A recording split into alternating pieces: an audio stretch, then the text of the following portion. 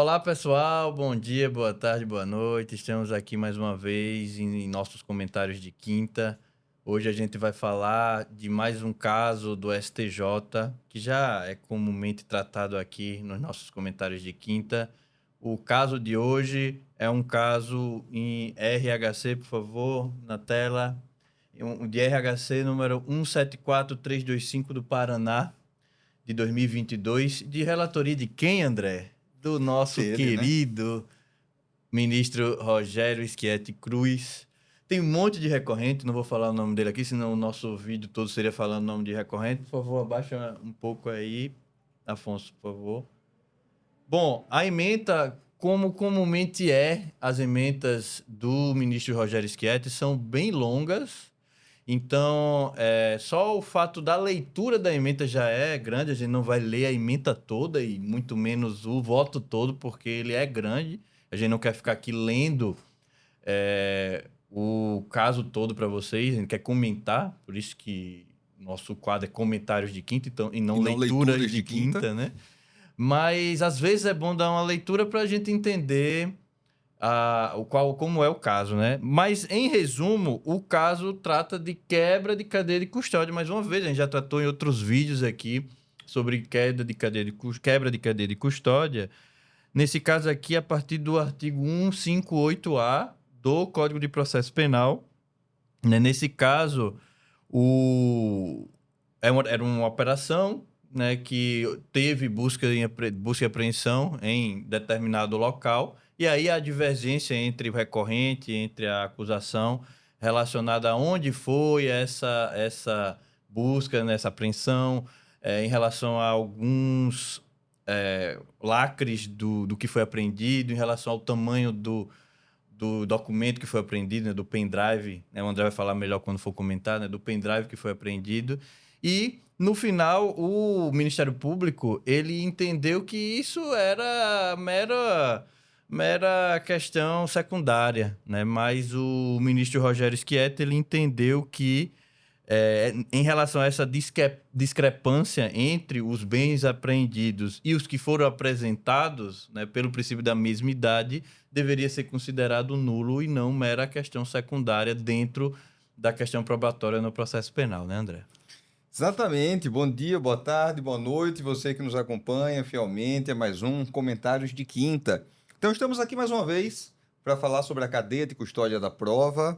E tal qual o Marcos disse, eu não vou ficar aqui lendo a ementa, mas eu acho que há algumas partes da ementa, Marcos, que são, assim, fatais, são cruciais para a gente ir no nervo, né? E aqui evidenciar a nossa admiração pelo ministro Schietti E os votos dele, e né? Os os votos dele são votos, muito bem fundamentados, exatamente. mesmo quando a gente não concorda, são muito bem fundamentados. Exatamente. Quando a gente não concorda, costumam ser um pouco menos bem fundamentados. Bem, eu queria chamar a atenção primeiramente que se trata de uma apreensão dada no seio de uma operação, a Operação Publicano 4, tá? Aqui no item 2, pode subir aqui um pouquinho? Isso, aí, massa. Vocês conseguem ver a jurisprudência da Corte Superior aqui, que é mencionada, que é a jurisprudência da relatoria do ministro Azulay Neto, que diz o seguinte: a ideia de cadeia de custódia é logicamente indissociável do próprio conceito de corpo de delito constante no CPP, desde a redação original do seu artigo 158. Por isso mesmo, para fatos anteriores a 2019, é necessário avaliar a preservação da cadeia de custódia. Ou seja, o que é que ele está dizendo? Ele está dizendo, olha, é algo novo, e é algo novo, né? Então, o que é que falamos em outros vídeos, mas é importante resgatar. A gente está falando do asseguramento do princípio da mesma idade, como fala Geraldo Prado, é mencionado aqui, ele é citado, inclusive, nominalmente aqui. E, logo, é necessário assegurar que o que foi colhido, o que foi apreendido, o elemento apreendido é o mesmo, que está aqui à disposição das partes, para uma prova judicializada, e em que pese ser algo novo. 2 pontos. Primeiro ponto, por ser novo, não dá para dizer, é algo novo, estamos nos adaptando. Então, vai ter uma hora que a gente vai aprender a fazer isso Já daí. tem 5 anos, né? Para É, dizer que é tão novo assim. exatamente. A gente está chamando do novo CPP, ou do CPC, de novo CPC. 2015. E segundo ponto, retroage, né? Retroage. Então, ainda que a gente esteja falando de algo para antes de 2019, é possível exigir o cumprimento da cadeia de custódia da prova. E é algo que a gente está vendo, pelo menos a gente percebe na advocacia, que se faz muita tábula rasa da cadeia de custódia, tal qual ela deveria, os ditames legais que ela deveria observar. Mais adiante no item 5, só aqui, produção, um pouquinho, isso, item 5, isso. Aqui na parte aqui final, ficou silente aí, ficou silente, lá em cima, ficou silente. Quem é que ficou silente aí? O legislador, ficou silente em relação aos critérios objetivos para definir quando ocorre a quebra da cadeia de custódia e quais as consequências jurídicas para o processo penal dessa quebra ou do descumprimento de um desses dispositivos legais. Bem, a gente pode presumir algumas questões, hermeneuticamente falando. Primeiro, em relação a quando é que ocorre a quebra da cadeia de custódia? Ué, se a lei diz que você tem que fazer A, se você não faz A, você quebrou. Né? Então, se a lei fala que você deve lacrar e que toda vez que rompido o lacre, deve haver o registro, quem rompeu, quando rompeu, novo lacre foi colocado. Se isso não é feito, está violado. Então, para mim, todo respeito aí à inteligência do ministro Schietti, mas entendo que isso ficou implícito ali a 158A e seguintes. As consequências, de fato, não são ditas. Mas quais são as consequências clássicas da violação de norma processual penal? Nulidade. Nulidade, né? Então, se estamos falando de uma forma, se há um tipo processual que ele foi violado, essa violação ela vai ensejar a nulidade. A nulidade do ato e dos atos subsequentes a esse. Correto? Bem, descendo mais um pouquinho, aqui no 7... isso, ali. Aqui ele fala em relação ao acórdão, o acórdão que foi atacado aqui por esse RHC. Mas eu queria reservar um momento especial para falar desse acórdão que ele merece. Então vamos pular um pouquinho? Vamos descer mais um pouco, aqui para o 10. 10, pronto. O 10, já para chegarmos aqui ao âmago do recurso, ele foi provido para reconhecer a legalidade da prova produzida pelo acesso aos pendrives, marca tal, objeto do laudo pericial diante da quebra de cadeia de custódia e determinar o juiz do primeiro grau que avalie quais evidências devem ser eliminadas dos autos por derivação, bem como as que devem permanecer em função da fonte independente ou de descoberta inevitável. Pois bem, o Marcos aqui mencionou que o Ministério Público, ele diz, olha, não é bem assim, não houve uma gravidade muito grande em relação a isso. Não só o Ministério Público, Marcos, mas o próprio tribunal aqui, o tribunal aqui do Paraná. E aí vou dizer em qual página ele vai fazer aqui essa... Na página 12, produção. Vê se consegue colocar aí na página 12. Página 12, lá a parte final da página 12. Isso. Aqui, todavia. Aqui, esse daqui é uma parte do acórdão, né, que está sendo mencionado, sendo citado aqui pelo ministro, para que ele possa dialogar com o tribunal aqui que denegou a ordem. Todavia, ao contrário do sustentado pelos impetrantes, eles sustentaram basicamente o que a gente está dizendo aqui para vocês, não é possível verificar a alegada ilicitude de plano. Apesar dos argumentos em questão, a aferição de eventual quebra na cadeia de custódia demanda dilação probatória. Acaba sendo um argumento reiteradamente utilizado por tribunais e dizer, olha, não posso analisar isso, porque para analisar isso tem que produzir provas. E eu não posso produzir provas, é uma coisa que eu não posso fazer aqui no tribunal. Em que pese no tribunal até poder. Na via do habeas corpus não pode, né? Então, como a via do habeas corpus ela é estreita, então que pena, não dá para fazer isso. Aparentemente estavam errados, tanto é que o ministro Schietti reforma a decisão. Na próxima página, isso aí, ali do porém, e aí ele menciona, o acórdão menciona, porém, ignoram, aqui as partes em tese, ignorariam, as inconsistências apontadas que são passíveis em tese de supressão no curso da instrução. Não, realmente tem algumas inconsistências, mas no meio da instrução se resolve. Então o lacre lá que era um, depois era outro, depois a gente vai descobrir o que é que houve do lacre. O pendrive que era de 4 GB virou de 8 GB, voltou para 4 GB, depois descobre o que é que houve essa dilatação desse tamanho aí do pendrive. Posto que a autoridade policial responsável pelo auto de apreensão e o perito responsável pelo laudo, assim como os oficiais de justiça signatários da certidão, podem prestar esclarecimentos suficientes aqui. E por que não prestaram? E por que não prestaram? Né? Não seria possível já terem prestado esclarecimentos? Porque se ele entrou... Aqui eu vou especular. Se estão especulando, eu vou especular também.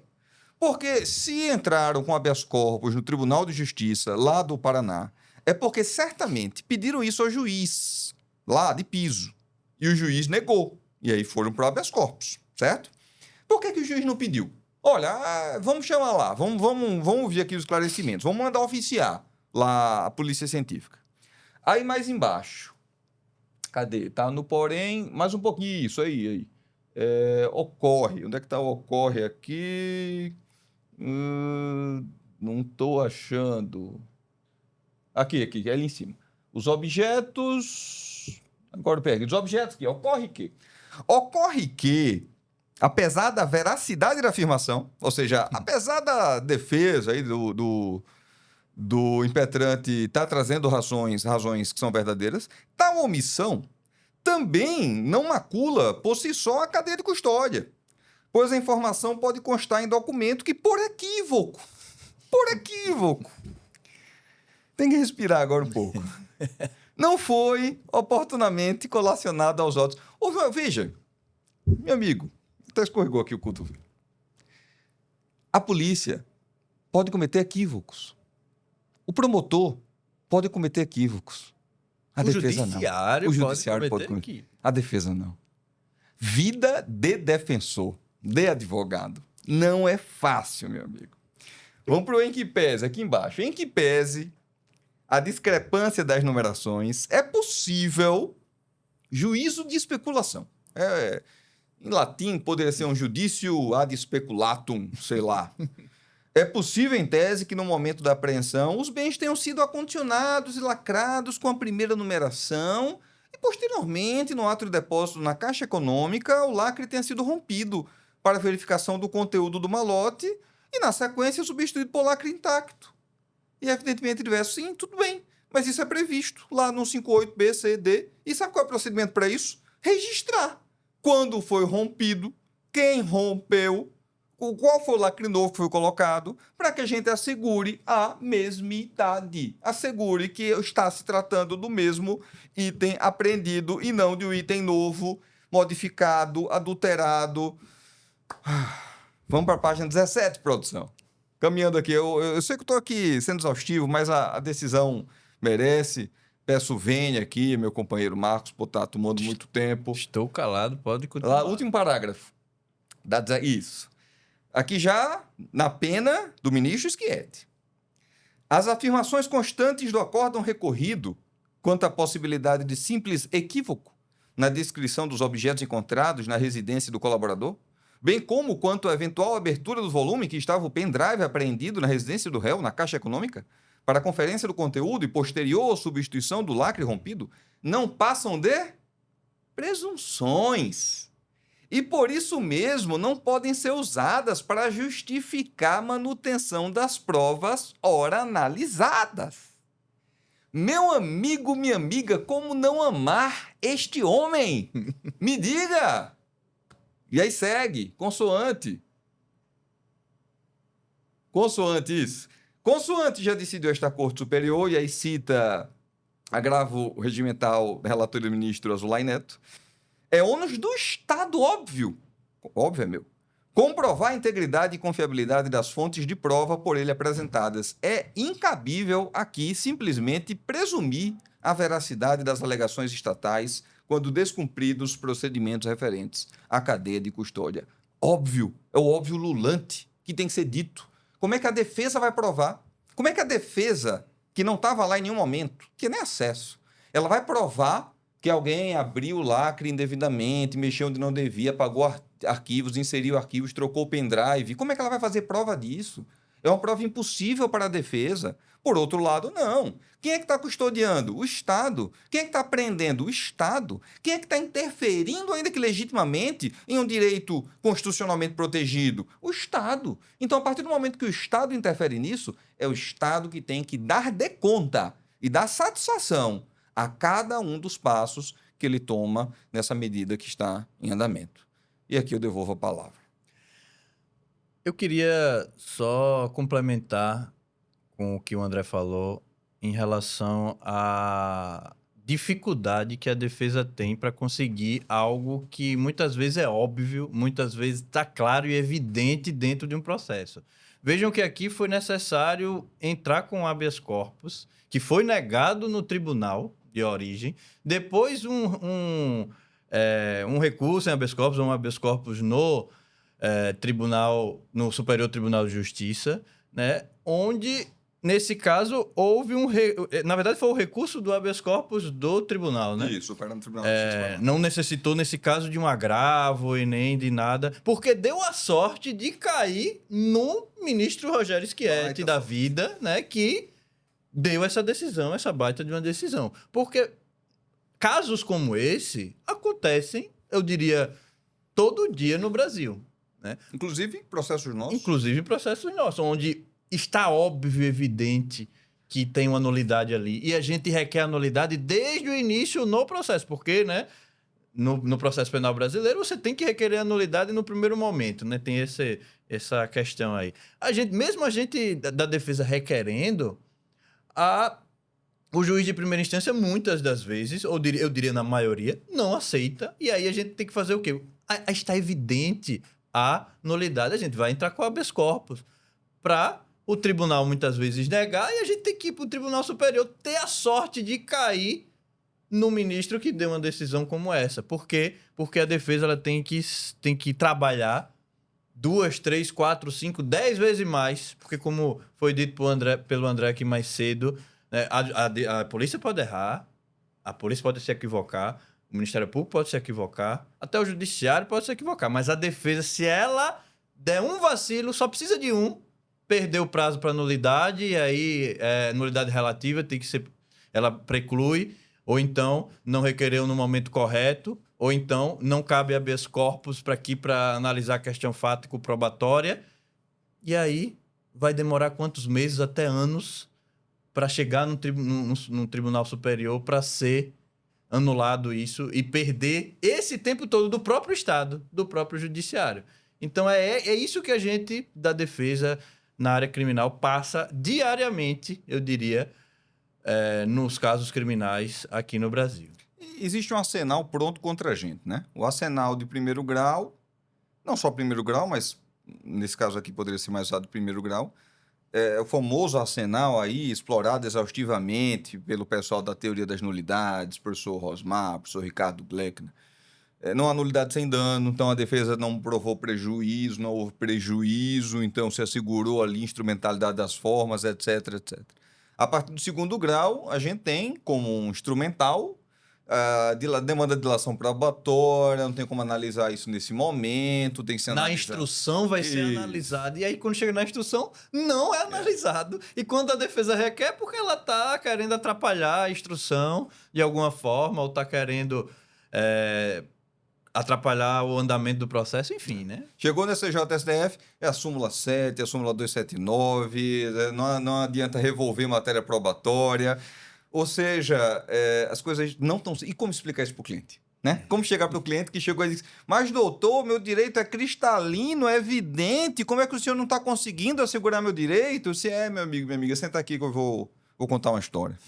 Não, e ainda mais, nós somos professores, é difícil a gente chegar e falar: pessoal, aqui ó, assunto de nulidade é esse, tá? E quando chega na prática, é completamente diferente do que a gente dá em sala de aula, né? E eu costumo dizer na sala de aula que há um abismo entre o que a gente ensina e a prática do dia a dia da advocacia. E eles vão ver, se forem atuar na área criminal, o quão né? Então, cada vez mais difícil, com decisões mirabolantes para tentar manter decisões anteriores do próprio Estado. Então, é complicado. Bem, é isso aí, pessoal. Agradecemos a sua audiência e nos vemos em uma próxima quinta-feira com mais um Comentários de Quinta. Tchau, pessoal. Até a próxima.